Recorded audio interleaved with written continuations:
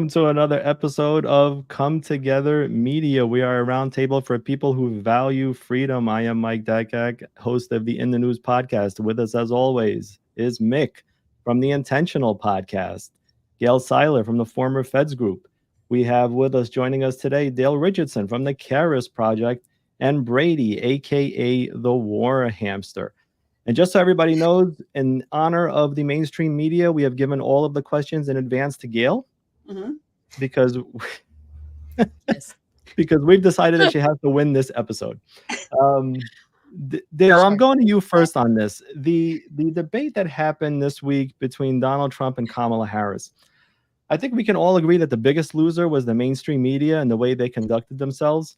So let's talk about that. And let's also talk about the candidates. How did you see that?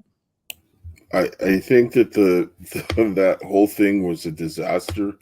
It was a train wreck. It actually made Kamala Harris look extremely bad because when they had to have two moderators assisting her, she was made out to be the biggest DEI candidate ever.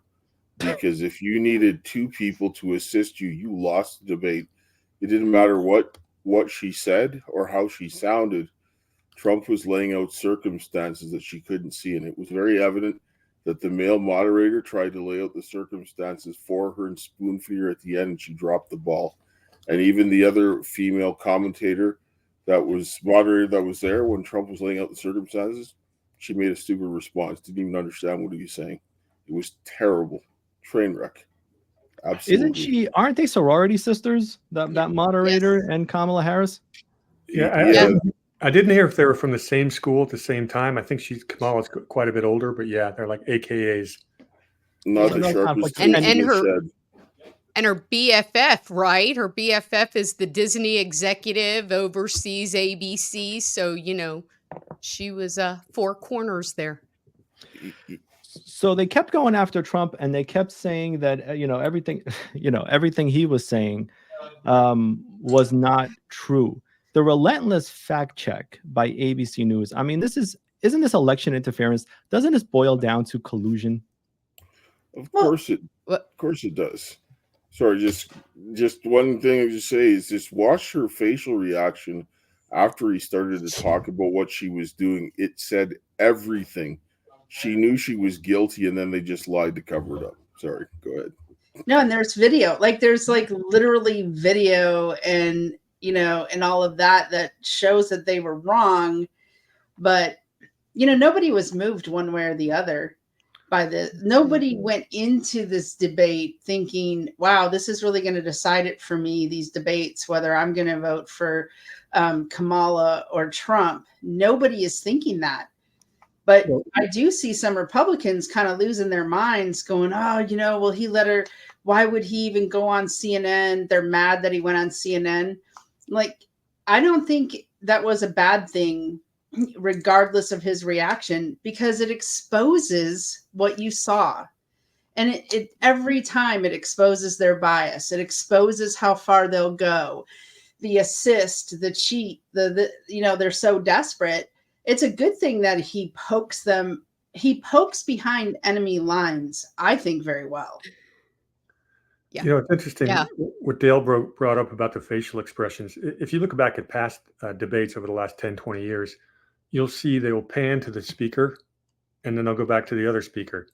What we saw on the other night was they wanted to have Kamala and Trump in the picture the whole time. They did that deliberately so she could give her facial expressions, her mamala, that sort of thing. That was a brand new thing that was completely staged because she wasn't. And of course, they were supposed to mute the mics. That didn't happen. Yeah. But then Trump, one of the two best moments of the debate was when Trump stole the "I'm speaking" moment, and I almost spit up my juice. And the closing statement, actually, I think was the only thing you really need to listen to. Trump absolutely nailed the fact that she has been in office for 3.5 years, and Kamala went off for 90 seconds of nothing but platitudes with zero substance. Yeah. And if you look at I'm a poll watcher and a gambling market watcher, and I graph everything. And I've got some cool graphs I can share in the spreadsheet if you'd like me to show you. But the independents moved towards Trump, and that was the whole point of the debate. Yeah. Yep. I saw this thing where it said that I was watching reports. I mean, I've just been scrolling everything, and they were talking about how less than 20% of the population in the United States really think that the old media is fair. And now, kind of like what you were saying, Gail, they expose themselves for really what they are. But there were also polls out there that talked about anywhere from like 28% to 40% of the people who are voting have no idea about Kamala and her policies. And the debate didn't help them. They were like, okay, so there was nothing there. CBS did the poll with 10 independents, and out of 10, 6 of them were moving to Trump. So, I mean, to me, I thought it was all, it was all even. It didn't do anything for anybody, but I think that he is right to just say, look, it is what it is. Go out there, do the town halls, do the press releases like he's doing today, talk to the American people, and leave her behind because, and this is what gets me, this is my big point, she was nothing but lies. Oh my goodness. They were fact checking Trump, but they needed the fact checkers. And she was just out there. I mean, every time she opened her mouth, I was like, good gracious. Is nobody going to say anything? Of course, on X, people were kind of blowing it up, when she was spewing all of her stuff. But it was Orwellian dangerous to me. She was going on and on about January 6th. That was a total and complete lie when she was talking about how she was at the Capitol. She wasn't at the Capitol. She left the Capitol at 11:20 on January 6th. She went to the DNC. She got evacuated from the DNC because remember the pipe bomber, which, we've never heard anything about that ever again. She left the DNC at 1:17, and then the first breach was at 2:12. So that was a straight up lie. I don't know what she was talking about. She was talking about Trump destroying the Constitution. Did anybody get that? What in the world was she talking about? I've never heard Trump. I mean, what does she think MAGA stands for? He wouldn't destroy the Constitution. I don't. Yeah. I mean, and I took a little bit. I didn't. I wish people wouldn't say the first breach, even though that's what they call it, because I think it's been proven time and time again that the doors were opened and they were allowed to come in. Right? Mm-hmm. I mean that was the. But those were the first people walking into the building. Was it 2:12? Well, Nick, you touched on a really important point about the fact that she was at the DNC headquarters where they found the pipe bomb. She will never discuss the fact that that's what she was there, because that was the original plan, is to have the pipe bombs be a reason they stopped the count, or not stop the count, to not challenge on the floor. And there's some theories out there that I think hold a lot of water. Let's say that is the reason the courts were able to say you don't have standing, because the official challenge was never able to put to the floor. When they reconvened, whether it was for the pipe bombs or the breach, Nancy came back with pre-prepared emergency instructions, special order. Yeah. And technically, that election was never properly ratified because it can't be done in special session. Right. There's no provision for that. But that's really what it was. It was a parliamentary coup. Yeah. That's why Kamala will never mention that she was at the DNC. Yeah.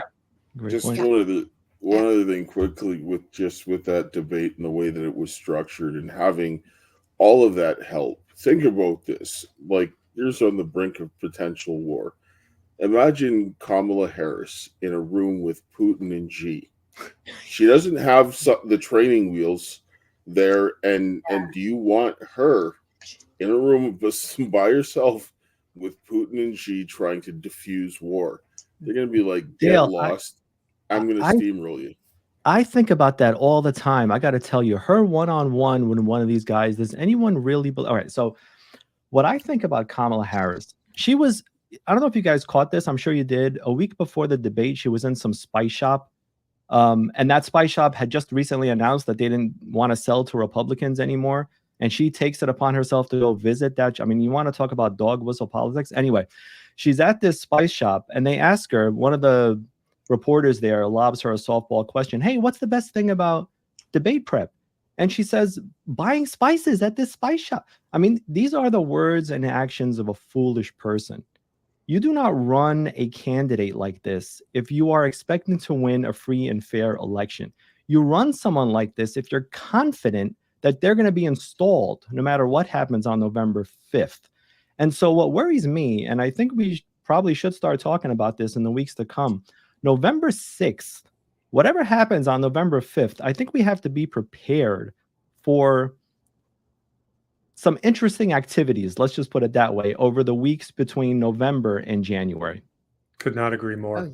Oh yeah, absolutely. You I have think to be we better prepared. buckle up. I think you better buckle up between now and November 5th. I mean, Yeah. Yeah, I- absolutely. I can just see, we have all of these people running around in the street beforehand as protesters. I could just see, when the election comes, it's just going to be crazy town. But can I bring something up about the debate that I thought was interesting and I'm keeping an eye on? It was an ABC whistleblower is supposedly out there and is supposed to release this affidavit indicating that the questions were given to Kamala and that it was supposed to say supposedly there was an agreement where Trump would be the only one fact checked and she wouldn't. So several people have put that out. Leading Report was one, several others. I saw it on Newsmax just yesterday, I think it was. But then yesterday, Mark Penn, who's, I guess, a former top advisor for the Clintons, called for ABC to launch a formal investigation into the news division on their planning and the execution of the debate, just to see if there was an effort to cheat. So apparently what they put in this article was that there was quite a bit of bipartisan criticism of the debate and that it looked really staged and there was some definite questions. So, we saw in 2017, right? Donna Brazile gives the questions to Hillary Clinton. We talked about the BFF, Dana Walden. We talked about her sorority sister, Lindsay Davis. So we'll see what happened. But I think it's interesting because that came out after the debate. It was within 5 minutes, people started talking about, and I don't know if it's the earrings, I don't know, but apparently there's a lot of questions circling. Yeah, I mean, What do you think? It'll be interesting to see who comes out. Could I share the screen real quick? I want to show you some interesting election spreadsheet stuff, if I may. Go for it. It'll just take me 1 second to load up. Someone want to kill the dead air time? No, we'll let you sit with it. You mentioned the Donna Brazile thing. So people still to this day don't believe there are a lot of Democrats that don't believe that those questions were ever given to Hillary Clinton, even though there was black and white evidence, no disputing whatsoever. I mean, Donna even got in. I thought Donna Brazile admitted to it in some shape or form. But that's the flicker effect, right? People just buy into the fact that it's a conspiracy, and they'll buy into the fact that it's a conspiracy now. You see it on X and Fakebook and all of that. That it's it's a conspiracy. Trump just got his butt handed to him. He didn't. Nobody was moved. The debate moves nothing. Yeah. It's just like all the repeating of the lies, right? I mean, you repeat and you repeat and you repeat and you repeat. I mean, she's still talking about the bloodbath comment and everybody's debunked that. I mean, it's ridiculous. She just repeats it. She was even saying it in her speech the other day, or I think it was today, that Trump was going to get rid of the Constitution of America. I'm like, where in the world did she? I mean, she's just making stuff up. Every accusation is a confession. And right, exactly. The proof is in the pudding, as they say, right? So when you look at the videos of Trump and Biden and Kamala walking into a room, and there's I mean, there's that video where, you know, a baby cries when they walk into the room, and then Trump walks into the room and everybody cheers. Right. And you can't beat the video of, I thought it was faked, but apparently it was real, of Biden putting on the mega hat and then getting on the plane to YMCA carrying the dang hat. I'm like, does he know what he's doing there, or does he not know? Is it on purpose? Does he hate Kamala? Or, you know, it's like, it's hard to tell. I totally thought he knew what he was doing there. Brady, you're ready to go? Yeah. Let me know. Can you see the screen now? No. Nope, not yet. No. I am not sure why it's not working. I've shared screen on StreamYard 1,000 times. No. Well, I'll just tell you what it's. I would love to see him, but I'll try it one more time while I'm talking about. But what I have up here is the national polls, the RCP combined averages. Take it with a grain of salt, because they exclude some of the more accurate polls. It is left leaning. If you compare 2016 to 2020 to 2024, and both nationally and in the swing states, Trump is up by 5 to 8 points and across the board compared to what he was previously. So as bad as they skew the polls, he's far ahead of where he was polling at the exact same date 4 years ago and 8 years ago. Wow. And that should be a reason for optimism, because generally speaking, Trump outperforms the polls by about 5 points. And I wonder if they're extremely fearful because they have lost that grip that they had on the minority votes, the Latinos, the Black vote, the women vote. You know, I think even crazy cat ladies now are going to be voting for Trump based on what happened in Ohio. So they're literally losing their stranglehold on all of these different groups, even young people, you know, young people who come out of high school card carrying communists. Yay, communism. As, you know, they are hit by now they're paying, you know, they're paying their rent, they can't afford food, they're paying taxes, and they're like, this economy sucks. I voted. Well, that's what it is. It's the inflation. That's the plot twist I didn't see coming. The young kids coming out for Trump. But it's because of that. It's because of the inflation. By the way, inflation played a big part in the debate. So let's talk about that for a few minutes. But before we do, I just want to share this news. The Biden-Harris administration has announced that they're redesigning the $100 bill to commemorate their inflation policies. And this is what it's going to look like from now on. Excellent. So as you can see, there's a picture of Abraham Lincoln there, and there's a lot of fives everywhere to remind you exactly what $100 is now worth. It's actually less than that. If you go back to 1913, the purchasing power is now down to 2.2%, 2.2 cents on the dollar. It's like $1 or something like that. Well, since the Federal Reserve, it's actually down. It's down 97.8% in purchasing power. So Brady, are you with Kamala that this is all our imagination, inflation? Well, it's temporary.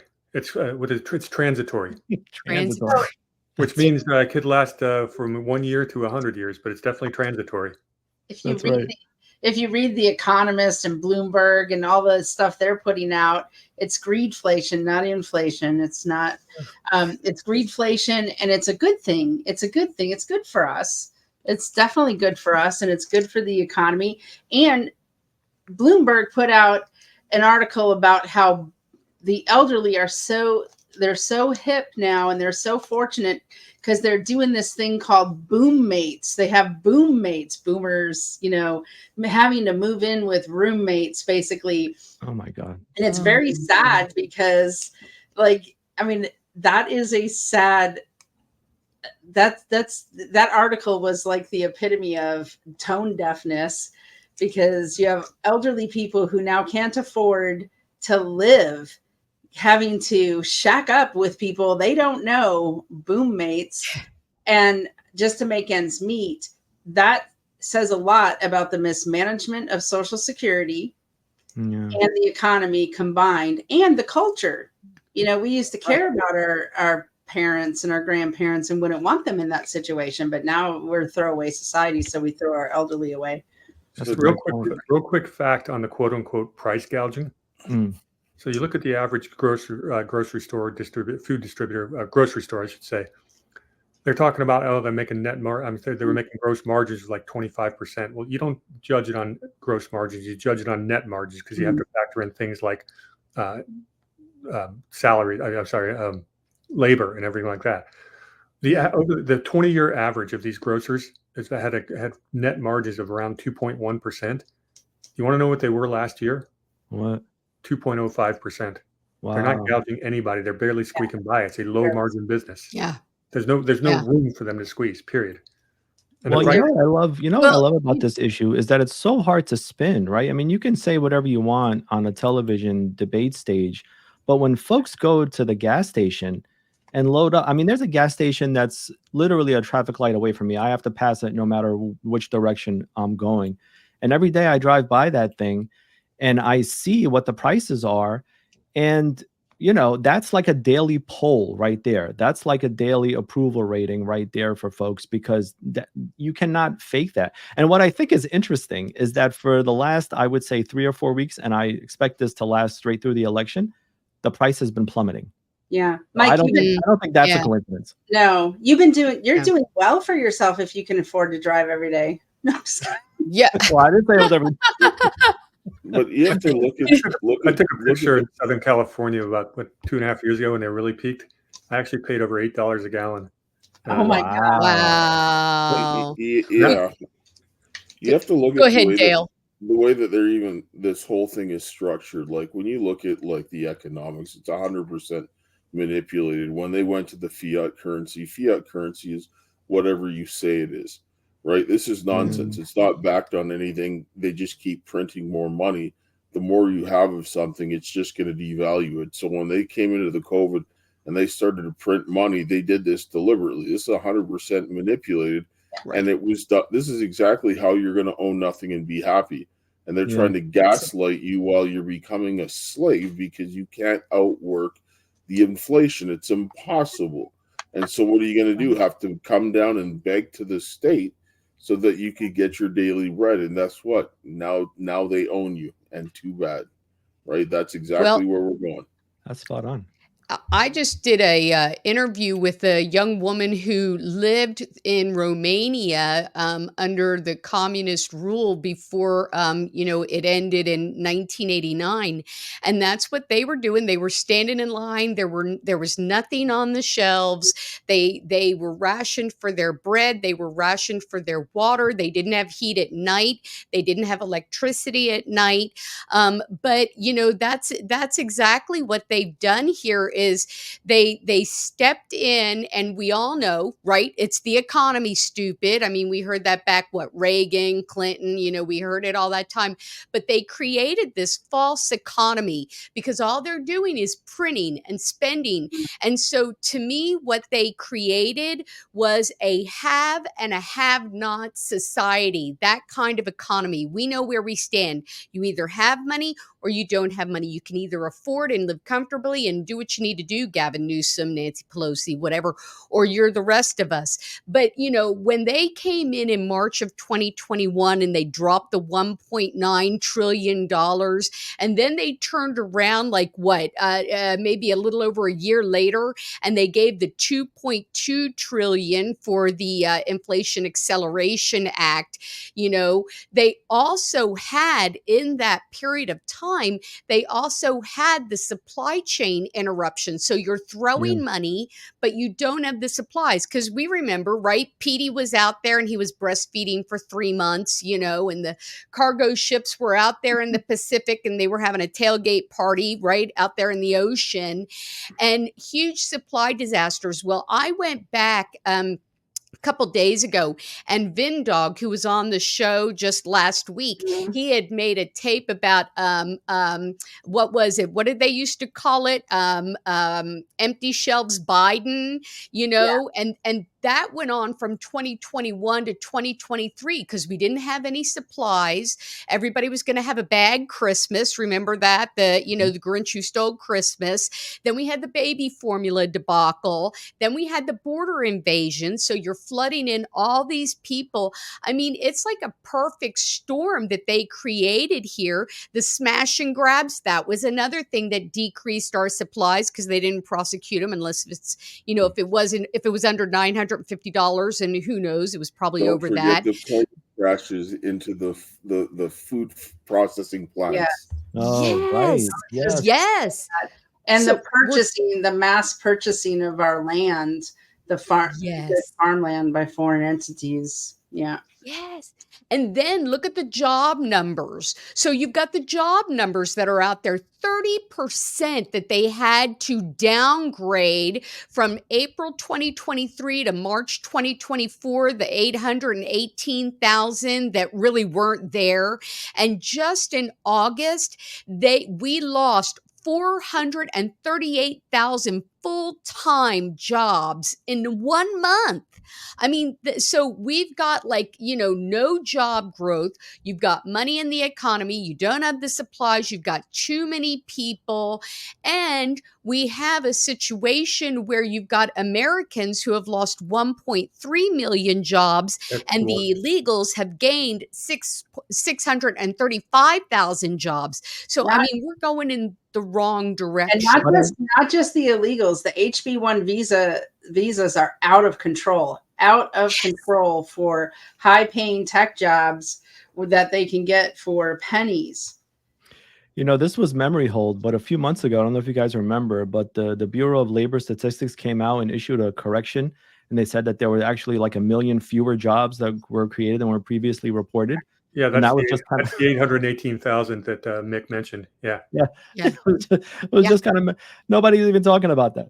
Right. Yeah. Exactly. Yeah. That's the Orwellian danger that I see, because they keep saying, like you said, Dale, you'll own nothing and you'll like it. Like, those people, in some of those countries where, they're farming and they're tilling and they're giving away all of their product and they have absolutely nothing, but they're like, we have the greatest country in the world, because they're told everything's great and sunshiny and roses and unicorns and sparkles. And, and it's like, they're just being gaslit to death, and they're on their knees saying, please, sir, may I have some more? It's pain. I will tell you. Want pain. I will tell you, if I own nothing, I will not own nothing and be happy. I will own nothing and I will be a crabby bee. And you can ask my husband, because he'll verify. Hey, Mike, is there a place where you can give me permission to share a screen? Because I'm going to show you some economic data stuff I brought for you. Because I looked for one and I could not find one. Let me look again. Okay. Well, this is why I appreciate this podcast, because, we're talking about these issues. These are real issues. We're ordinary, everyday, average folks. We're not Taylor Swift, we're not these elites. And this is important information, and we see it, and we're from all over the country. So it really boggles my mind that, there are people out there, and I think they're just shills, or they're just in the can for Kamala or whatever, Heil Kamala, but I don't know, but they're like, oh no, everything's wonderful and rosy, and I'm like, good God, do you really believe that, or are you just a bot? Because Taylor Swift is a bot. I'm pretty sure she is a bot. You don't see her taking her cat to Ohio. I can't seem to find anything that I can press or click, Brady. But if you want to, do you want to email it to me and maybe I can get it on while we're chatting? Well, I've got about 3 or 4 screens that go in a row. We could probably save it for another show, but at the end of the day, what I was going to show you with real graphs is unemployment is far worse than it's actually reported. They've changed the way they report unemployment twice in the last 30 years. Yeah. Inflation is far higher than they reported. They've changed the way they show that. The real way to measure unemployment, it's a lot more simple than the way they do it. It's the employment population ratio. And you basically take the number of people that are eligible for work, or the number of people that are working divided by the number of people that are eligible to work. And you'll notice a trend. Going back to the 60s, it's steadily going up, and it peaks in the mid 80s, because that's when women were joining the workforce in the 60s, 70s, and 80s. By the mid 80s, any woman who wanted to join the workforce was in the workforce.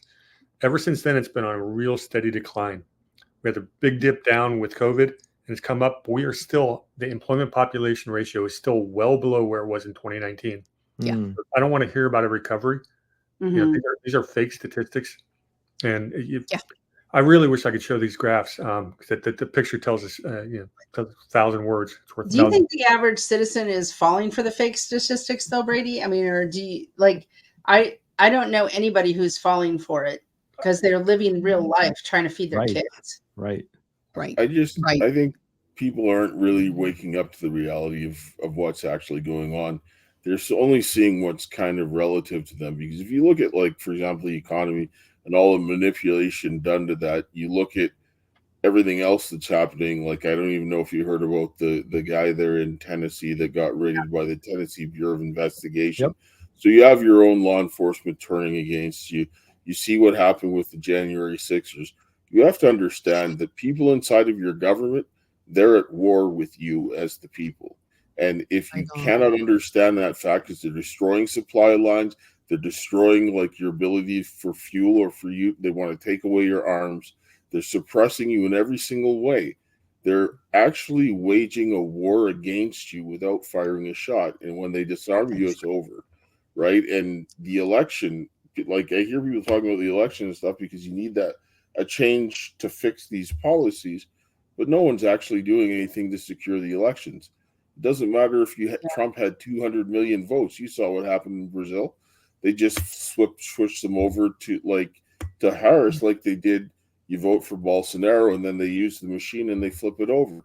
So people need to start thinking and being proactive. You can't be reactive in this situation. Otherwise, you're going to get something you sorely regret. We all see it coming. Well, Yeah.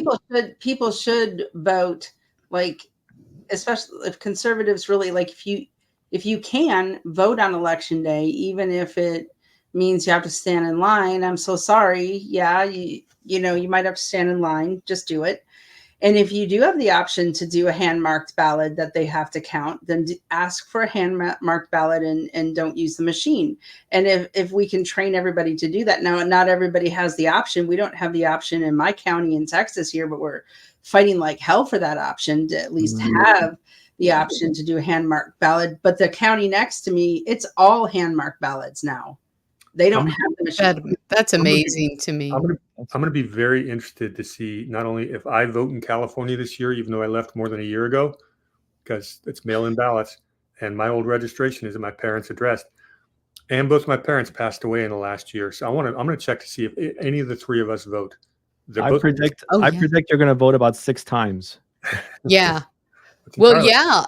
My sister lives in California, and she was telling me about people who were getting 2 and 3 ballots, you know, because they moved from one address to another and nothing changed. So they get a ballot from one address and a ballot from another address. I mean, I wouldn't doubt it. But, you know, Dale touched on the subject of January 6th and, you know, talk about, you know, an issue that we really haven't paid much attention to now. A lot of us have, you know, I know those of us in this panel, you know, we have focused on January 6th, but it's one of those things that I think escapes people's memory that is another huge crime against humanity. I mean, you know, that was one of the things that they made sure to hit on during the debate, and Kamala lied like a dog on a rug about it, and so did the moderators. And I just want to be clear because you know, they kept saying, you know, officers died. No officers died on January 6th. Brian Sicknick, Right. unfortunately, he died the day after, but he died of a stroke, not on January 6th and not from January 6th that anybody knows of. But this is the 2-tier justice system at work that was promised to us by the U.S. Attorney for District of Columbia, Matthew Graves. Y'all remember that? Where he's like, okay, I've arrested all these people, and now I'm going to go after all the people who were outside, you know, on the grass, standing there, praying in corners, you know, holding hands, holding up American flags and chanting USA. We still have about 250 people as political prisoners, hostages in jail right now. 115 of them were charged with the 1512, and that was the obstructing the official proceeding. And thank God that that was overturned by the SCOTUS. But I saw a podcast maybe about a week and a half ago, where they one of them had the 1512 charge, and it was being like a resentencing, whatever the best word for that is. And what the podcaster Brian Lupo said is that the judge just simply turned around and switched the charge to another charge of similar sentencing. So I don't think these people are going to get a fair break, and that worries me if there is the chicanery and shenanigans that we know happened in 2020 to go on for 2024. And let's not forget, they're still arresting people for January 6th. Those people are being charged with misdemeanors. They're serving time in jail. They're having their lives destroyed. They are bringing as much pain to them as possible so that they will take whatever plea deal that they hand them. I want to bring some. Go ahead. I want to bring something else out really quick. Torture. There's even torture. Yes. Yes. Thank you. Because Marjorie Taylor Greene did an investigation. Did you guys see that? The unusually cruel treatment of January 6th, like it was last week, and Trennis Evans was on there. And he was talking about how they will get the Quran, but they won't get the Bible, and they're re-educating them. And the classes that they have are about Donald Trump. Trump crimes before he called for an attack on our democracy. Donald Trump, how he attacked our democracy. These are re-education classes they're making these people take. But they've had plenty of congressional hearings on this. I think people need to start demanding congressional action, because there's no way in hell, like when they go down there, that one congressman that went down there and they wouldn't let him in to see the conditions of the prisoners. They know that these people are political prisoners, and this re-education crap, none of that. You wouldn't do that to somebody who robbed a bank and went to jail. Like, you wouldn't be like, okay, you're going to have to watch 8 million hours of how you shouldn't rob a bank, right? Like, right.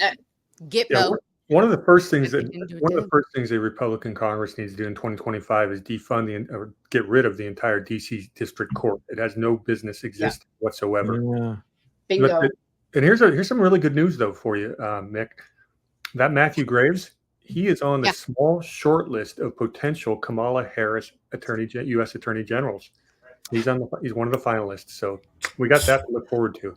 Speaking of January 6th, I actually talked to a girl. She's going to be coming forward, and we got some recordings. The FBI came to her, and they actually were trying to intimidate and coerce, and they were putting this woman through nothing but torture, psychologically and so forth, and using her child. They wanted her to actually go ahead and lie about the Proud Boys and Donald Trump to get her put in there. And people need to understand that January 6th is not an isolated incident. Yes, it is a big thing, but it's a part of the most egregious violation of Article 3, Section 3 of the United States Constitution in history. And this thing started like a long time ago, because this whole Marxist agenda that we're seeing, it started a long time ago. They started it with the Native Americans. Then they moved it to the Black community. They perfected it, and now they're bringing it over to the rest of society over as a whole. And then January 6th was staged so that they could put down anybody who would challenge the treason that they used. Because when you look at the way that the election was done, this is all the hallmarks of a CIA color revolution. We've been watching this happen all over the globe, and they did it here on U.S. soil. And they did it with the help of the Canadians, and COVID was the mechanism by which they created the circumstances for widespread election interference. You shouldn't be looking to Congress to do this, to do anything. You should be going to the states. The states have more power, and they need to start pressing the states. Your First Amendment is your First Amendment for a reason. The right of petition for redress of grievances is what people need to do. If you read the Declaration of Independence, the last thing that impelled the separation was the petition. if you read it, the last thing they said, their humble petitions were met with repeated injury. And that was the license that they needed. And you need to work locally and start shutting that down and pressing your elected officials to make sure those elections are secure before it happens. And you don't take no for an answer, because those people that are there, they work for you. They're not kings.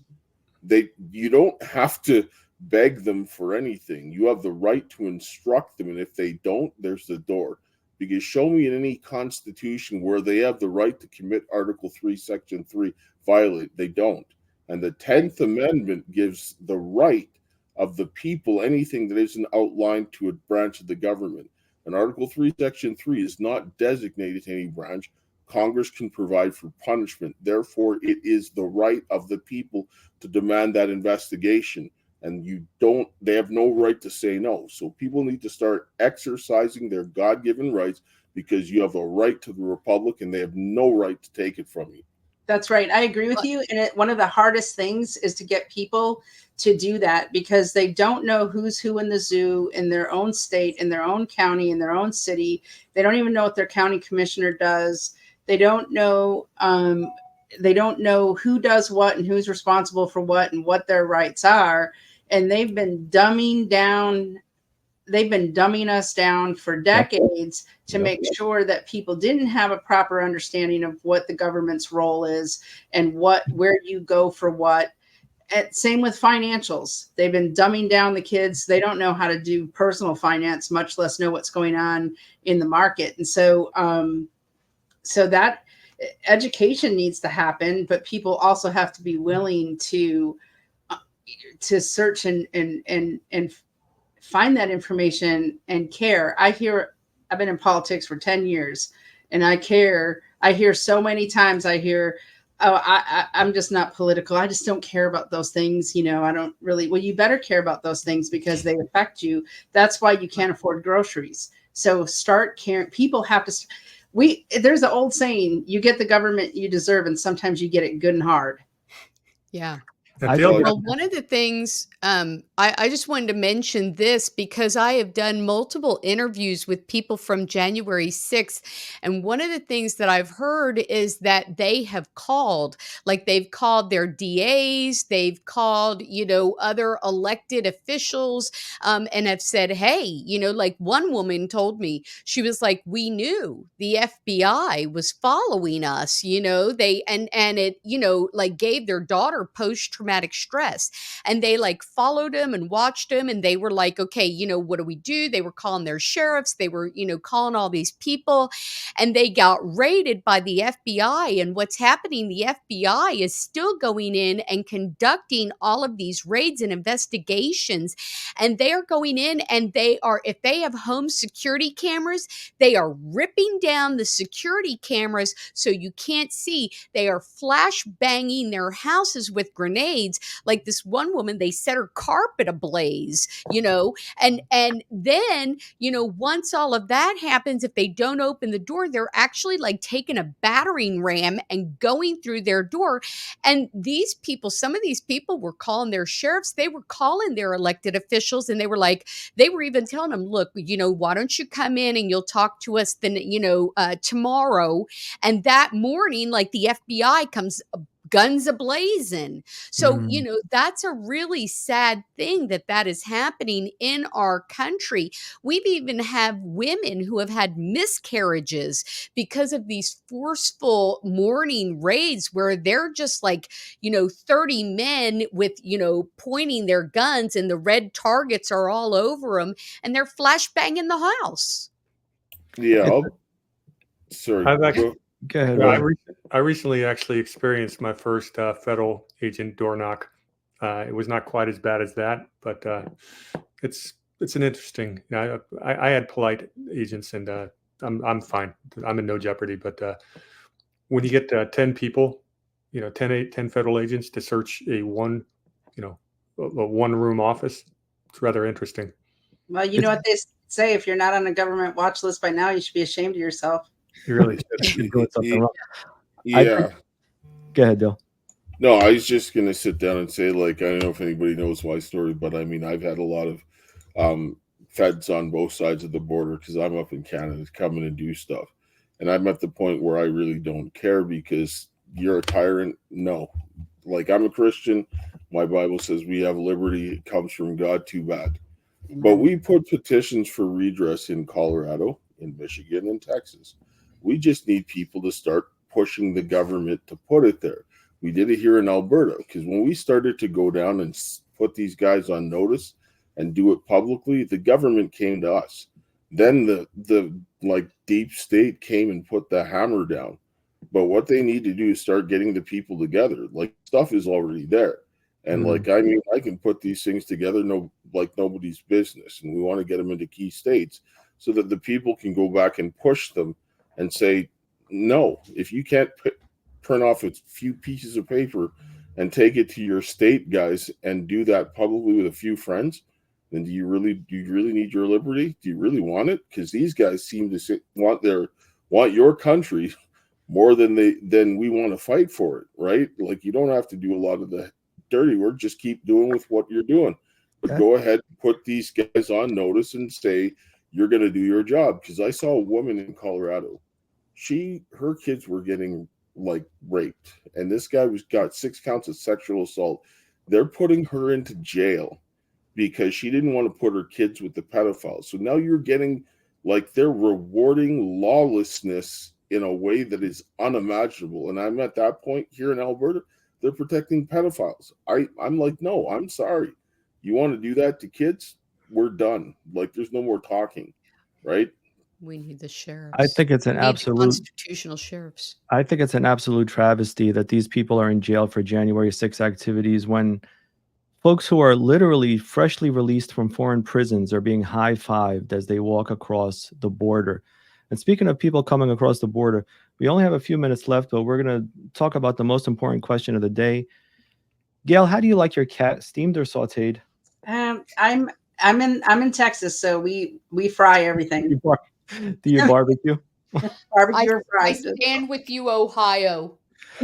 So this was a topic in the debate as well, where President Trump rightly pointed out that there are folks apparently in Ohio and a couple of other places that are stealing pets and apparently eating them or sacrificing them in ceremonies, whatever they're doing with them.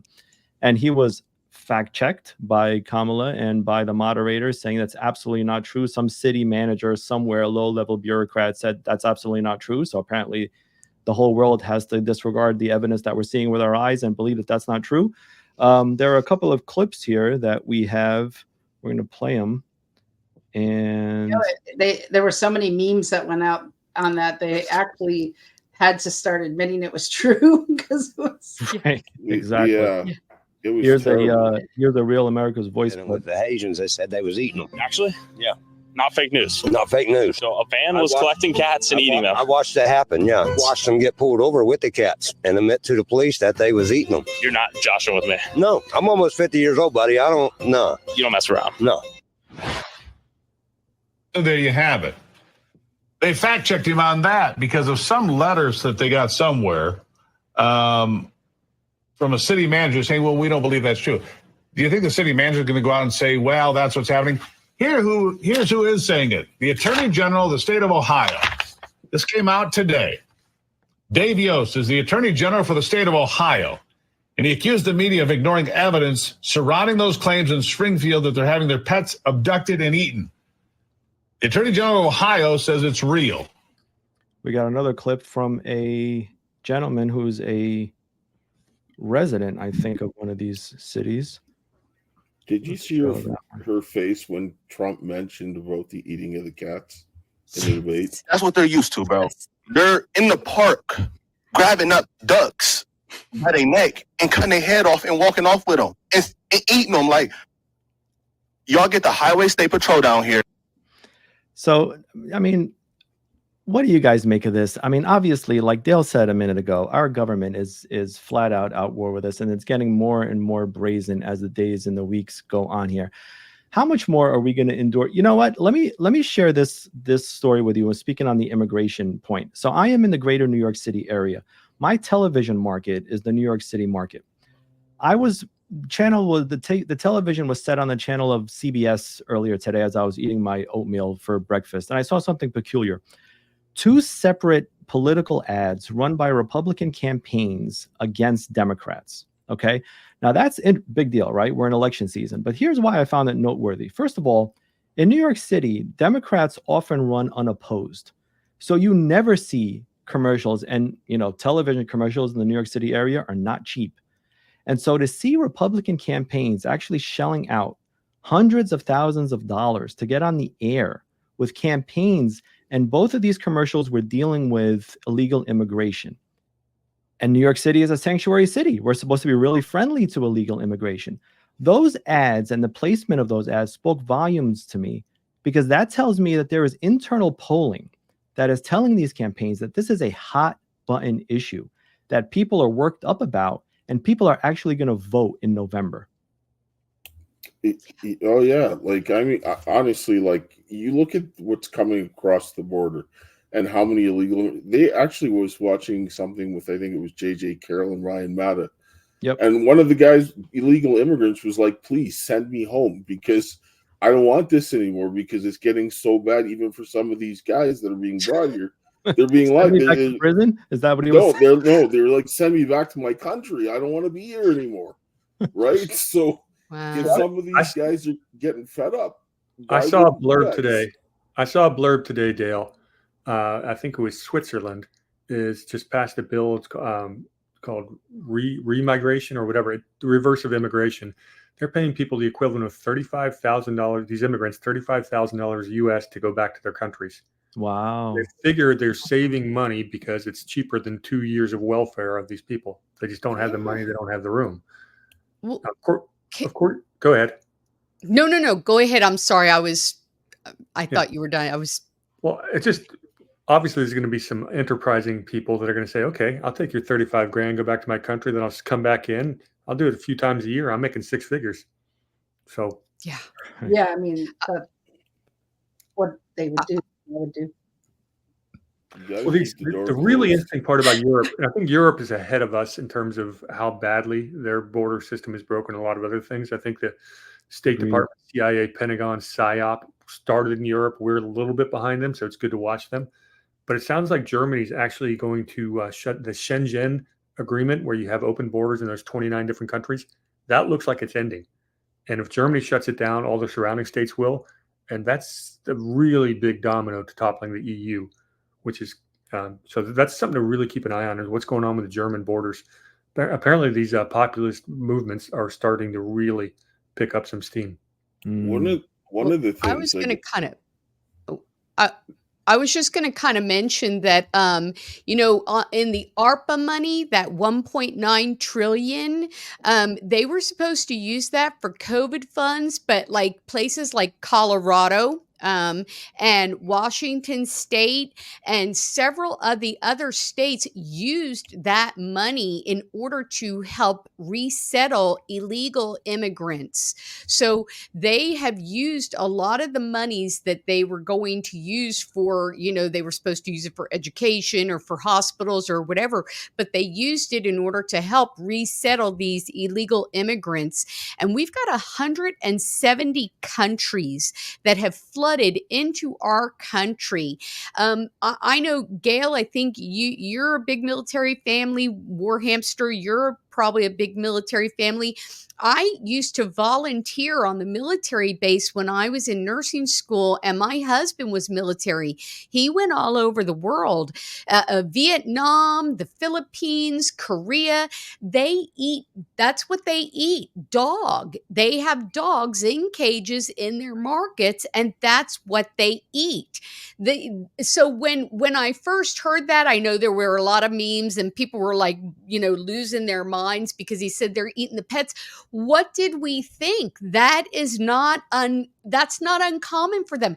They don't go down to the Piggly Wiggly and pick up a ham. No, they go out into the forest or wherever and they pick up a pig or a goat or whatever is out there, a dog, a cat, and that's what they eat. Well, that's where we get the wet markets. Yeah. When we lived overseas, we saw that a lot. you know, my daughter was little, she'd be like, that deer is on that spit is really little. I'm like, yeah, that sure is. But I knew it was a dog, right? Like, I mean, the one thing I'll say is with, like you mentioned about COVID, like HHS is funding these children and the people coming across the border. They're making them disappear between HHS and ICE and the border security. HHS is also funding COVID. They're also funding the DCS and some courts in certain states and in reserves and so forth. So you look at COVID where you get unprecedented budgets, and now you're watching HHS stepping up the amount of child trafficking and human trafficking across the southern border, like you're getting cartel members and so forth. They're taking you out.